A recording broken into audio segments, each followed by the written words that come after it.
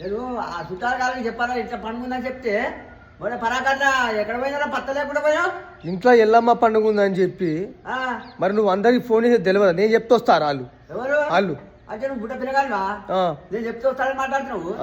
చెప్పొద్దా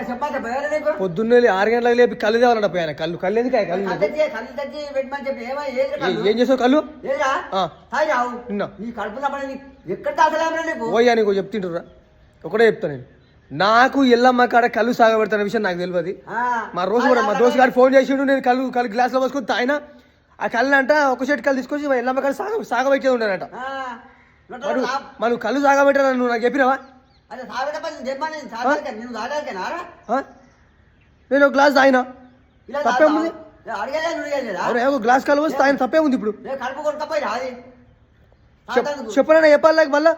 చెప్పనైనా చెప్పాలి మరి ఎల్లమ్మ కాడ సాగబెట్టారా కళ్ళు తాగొద్దురు అని చెప్పి